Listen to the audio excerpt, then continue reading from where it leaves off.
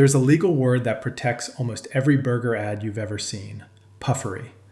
Courts have ruled for years that a burger photo showing an oversized patty overflowing the bun is only normal advertising exaggeration, the same as a car commercial shot on an empty highway nobody actually drives on. Nobody's supposed to be fooled by it, and the law generally agrees, treating a hungry customer as sophisticated enough to know a picture isn't a promise. But in 2020, a group of customers sued Burger King and argued the Whopper in the ads wasn't only styled bigger, it was advertised as a completely different size than what anyone's ever actually been served across nearly a decade of marketing. And a federal judge, after multiple attempts by Burger King to get the case thrown out entirely, has let it keep going anyway. Tonight we're finding out which chains are hiding behind puffery, and 3 that don't need the excuse at all. Here's the legal concept running through this whole episode. Puffery is the industry's shield. Vague, subjective exaggeration. The best burger in town. Juicy, flame-grilled perfection. None of that is checkable against a real-world fact, so none of it counts as fraud under decades of established advertising law. But puffery stops protecting a company the moment it makes a specific factual claim that turns out to be false, a claim a customer could actually go verify. That's exactly the line a federal court drew in 2023 when a different lawsuit against McDonald's and Wendy's over the same basic accusation, burgers photographed bigger than they're served, got thrown out entirely. The judge ruled the images were ordinary puffery and that a reasonable customer wouldn't be misled by a picture designed to look appetizing, especially when the actual weight and calorie count were posted right alongside it. Burger King's case survived a very similar challenge because the plaintiffs argued something much more specific and, crucially, checkable: that the company's ads implied the Whopper had gotten about 35% bigger since 2017, a factual claim about a real change that, according to the lawsuit, never actually happened to the burger itself. Same basic complaint on the surface, 2 completely different outcomes underneath it, because one crossed the line from styling into an actual false statement about the world, and the other never quite got there, according to the judge who reviewed it. Keep that distinction in mind as we go, because it's the thread connecting every chain on this list tonight, from the smallest disclaimer to the biggest ongoing court case. Let's start with the chains leaning on ordinary puffery, and work up to the one chain a judge won't let off the hook that easily. Wendy's is a reasonable place to start, because unlike most of what's coming later tonight, this one isn't really about a courtroom at all. It's about a slogan that's been running for decades, and what actually happens when a competitor forces a company to prove it. Wendy's built one of the most durable slogans in fast food on a single claim: fresh, never frozen. It's a real claim, and it's held up under real scrutiny. Burger King itself formally challenged it back in 2008 through the advertising industry's own self-regulatory review board, and that board sided with Wendy's, ruling the company had reasonable evidence to back up what it was saying about its beef. Here's the catch buried in that same ruling, though, and it's the kind of detail that never makes it into a 30-second commercial. Wendy's had to agree to add a disclaimer to future ads because the fresh beef promise only actually applies to the 48 contiguous states and Canada. Beef shipped to Hawaii and beef that eventually reaches certain international markets doesn't get the same guarantee because it physically can't survive the trip without freezing at some point along the way. The slogan is true almost everywhere you're likely to be standing when you hear it on the radio, and quietly untrue exactly where geography makes it logistically impossible. Tucked into a disclaimer most people have never once noticed scrolling along the bottom of a TV screen during a 30-second commercial they weren't fully paying attention to anyway. If you think a disclaimer buried at the bottom of a screen is a small footnote, the second chain on this list was sued over the exact same core accusation as our finale chain tonight, went through a real federal court process over it, and won outright. If Wendy's story is about a claim that mostly held up, with one honest asterisk attached, McDonald's story is about a claim that got tested in federal court and survived for a completely different reason worth understanding in detail. McDonald's is the chain that essentially invented the modern fast food ad image, the gold standard every other chain on this list is ultimately reacting to. and it was named directly in that 2022 lawsuit alongside Wendy's over burgers that looked thicker and juicier in photos than what customers said they actually received across two of the most recognizable menu items in the country. The judge dismissed it in 2023, and I want to be fair about exactly why, because the reasoning matters more than the headline. The court found the plaintiff hadn't shown the ads made a specific, false factual claim the way the Burger King case eventually would, and pointed out that McDonald's own marketing already discloses the weight of the meat and the calorie count right on the same webpage as the photo, available to anyone who scrolls down. That's a real legal win, earned on the actual merits, not a loophole McDonald's snuck through in the middle of the night. But it tells you something important about the standard being applied here across the whole industry, not only this one company. As long as the actual numbers are technically available somewhere nearby, on a web page or a nutrition pamphlet by the register, the picture itself can be as aspirational as the art department wants it to be, and the law currently treats that as normal marketing, not deception, no matter how far the photo drifts from the sandwich you're actually handed at the window. The first two chains on this list at least argued their case in an actual courtroom, win or lose. The third one never needed a lawsuit, because it built its whole marketing identity around a completely different kind of exaggeration, one that had nothing to do with the size of the burger at all. For about a decade, Carl's Jr. and its sister chain Hardee's built entire ad campaigns less around the burger itself and more around swimsuit models eating it in slow motion on a beach somewhere, a strategy the company's own former CEO openly admitted in interviews was designed to get attention and generate controversy rather than sell the food on its actual merits. Those campaigns eventually got scaled back after years of mounting public criticism over how they treated the product as little more than a prop in someone else's commercial. The burgers underneath all that styling are ordinary fast food burgers, no better and no meaningfully worse than most of the rest of this list. What you were actually being sold for the better part of 10 years wasn't a bigger or juicier burger than anyone else's on the market.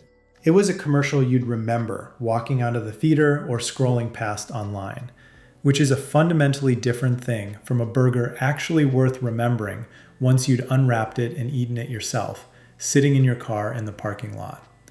Sonic's approach to burgers doesn't rely on a courtroom fight or a decade-old ad campaign to make its point, but it belongs on this list anyway, because the trick here is arithmetic instead of imagery, and arithmetic is every bit as easy to hide in plain sight as a photograph. Sonic runs the same playbook on burgers that it runs on hot dogs and corn dogs. Constant, steep, rotating discounts that only make mathematical sense if the everyday price was built with enormous room to spare in the first place. A quarter-pound burger listed at one price on a Tuesday afternoon can show up at half that during an app-only promotion the very next week. The exact same sandwich, the exact same ingredients, the exact same cook time. That's not illegal, and Sonic isn't remotely unusual in the industry for doing it. It's what happens in a category where the sticker price barely has to justify itself before the next discount cycle resets what people expect to pay for the same burger they bought at full price a month earlier, and where nobody's tracking the pattern closely enough to call it out until someone finally adds it up on camera. 4 chains in, and every single one is leaning on some version of the same basic idea. Style the picture, discount the price on a rotating schedule, or let vague, unverifiable language do work a specific, checkable fact never has to back up.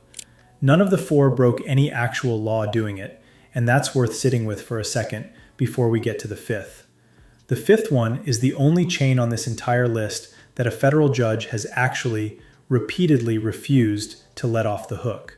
Everything in this episode has been building toward this one chain because it's the only one where the legal system itself has drawn a clear, public line between ordinary marketing and something a court considers a real problem.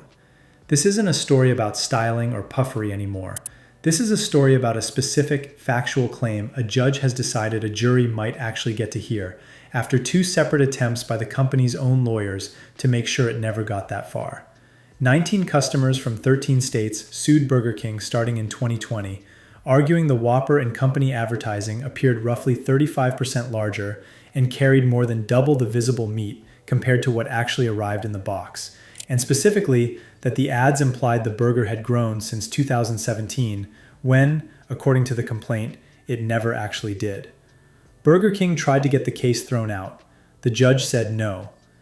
Burger King tried again a different way, arguing the photos were professionally styled and that reasonable customers already understand food photography doesn't perfectly match what's served across the counter. The judge still said no, ruling in 2025 that this went beyond the kind of exaggeration the law normally protects, and drawing a direct, explicit distinction from the McDonald's and Wendy's case that had already been thrown out for exactly the opposite reason. The case was certified as a class action not long after, meaning a court found it substantial enough to represent customers well beyond the original 19 plaintiffs who first filed it, a much higher bar to clear than filing a single complaint and hoping it sticks. As of this year, it's still working its way through a federal courtroom in Florida, years after it started, with motions still being argued on both sides as recently as this year. Burger King denies all of it and maintains publicly that its ads use the same patties sold in stores every day. Nobody outside that courtroom knows yet how it ultimately ends. What we do know, verified through the actual court record rather than either side's press statements, is that a federal judge has twice found this specific chain's specific claims serious enough to keep answering for in open court, at a point when a nearly identical complaint against two of its biggest competitors had already been thrown out. Restaurant chains don't come with a kitchen test the way a jar of peanut butter or a container of Greek yogurt does, because there's no ingredient list to strain or compare on a burger you've already unwrapped. What you can do instead, for this specific episode, is run the exact comparison at the center of every lawsuit we've covered so far, using nothing but your own eyes and a phone you already have in your pocket. Here's something you can actually do the next time you're standing in line at any of these 5 chains. No lawsuit required and no waiting on a court date. Pull up the burger's photo on the chain's own app or menu board, then set your actual burger down right next to your phone before you unwrap it any further or take a single bite. Look specifically at the patty's edge against the bun, not the toppings, not the sesame seeds, not the lighting. In the ad, the meat almost always extends past the bread on every visible side, overflowing in a way that looks almost too good to be real.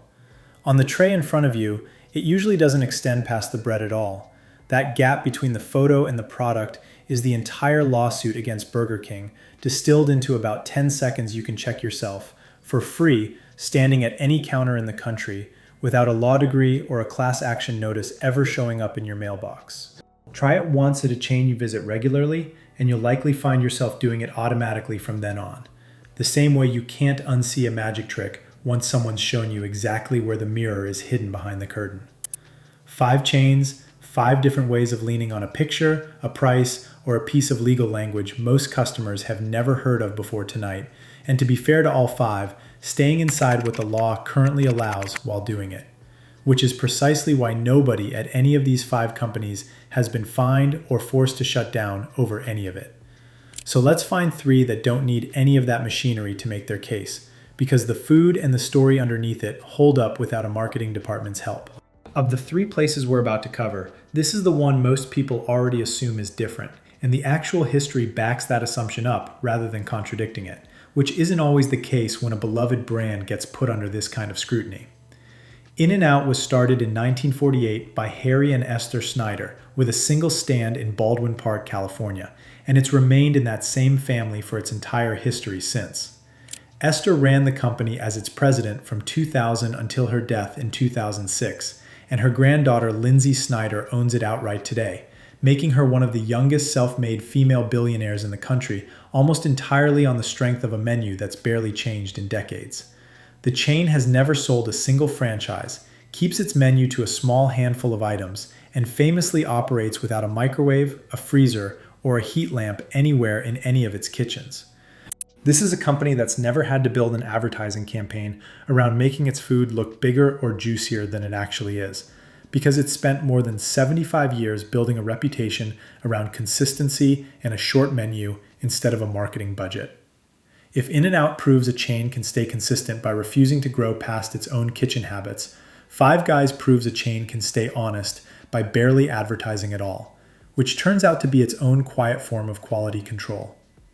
Five Guys was founded in 1986 by Jerry and Janie Morrell, who who started the business with their sons rather than sink the family's college savings into the stock market, a decision Jerry has talked about openly in interviews over the years, and the family has stayed privately held ever since, without ever taking on outside investors. Here's the detail that matters most for an episode built entirely around advertising imagery.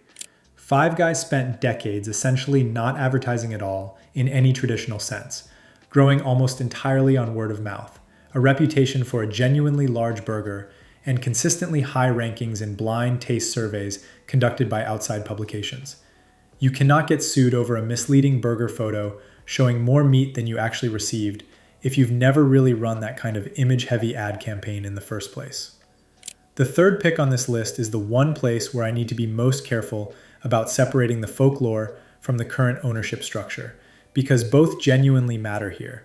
Whataburger was founded in 1950 by Harmon Dobson on a promise that the burger would be big enough that it took both hands to hold properly, a founding idea the company has genuinely stuck to for over 70 years, and it grew into one of the most fiercely loyal regional fan bases in the entire country, largely concentrated across Texas and the Gulf Coast, where a Whataburger closing for renovation can make the local news. I need to disclose the current picture honestly, the same way I would for any brand on this channel. In 2019, the Dobson family sold a majority stake in the company to a private equity firm called BDT Capital Partners, ending decades of full family control.